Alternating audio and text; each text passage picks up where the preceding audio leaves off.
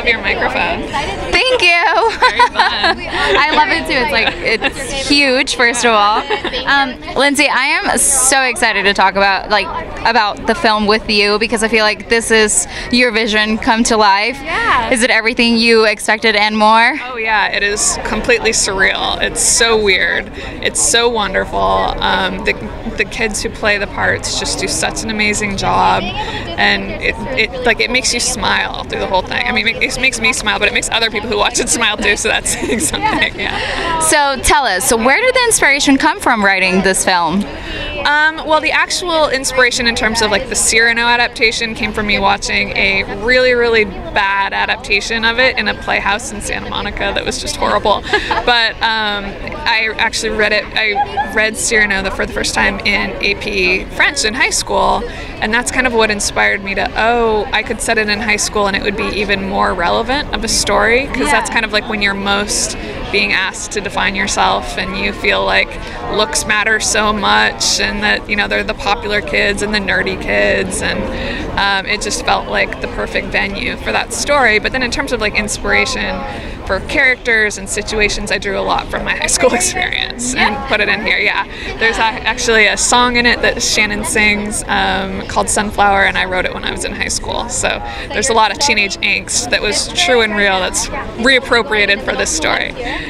That is beautiful. I feel like the song Sunflower made me like want to start crying during the film. So just to know that you also wrote it, that is incredible. Thank you, thank you. I have a really interesting question. I want to know, what was your favorite line of dialogue that you wrote? Like when you were writing this, you were like, I love being a screenwriter and I can't wait for this line to be said.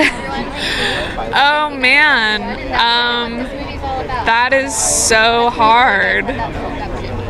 Maybe. Thank you guys so much for talking to me. It was really nice to meet you. Okay. This is good.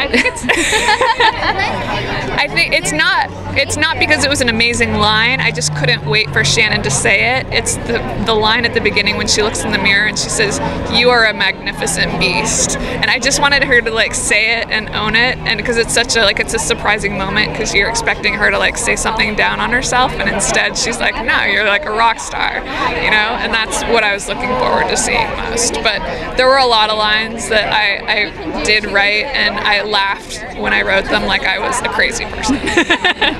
I totally understand that. The film has great dialogue. I loved it. Thank you. Yeah. And now I want to know, what is it that you're currently working on? Is there any scripts that you could maybe share with me that I could be looking forward towards? Yeah, I'm writing a adaptation of a Mark Millar comic. He's the guy who did Kick-Ass and Kingsman and stuff. It's called Empress.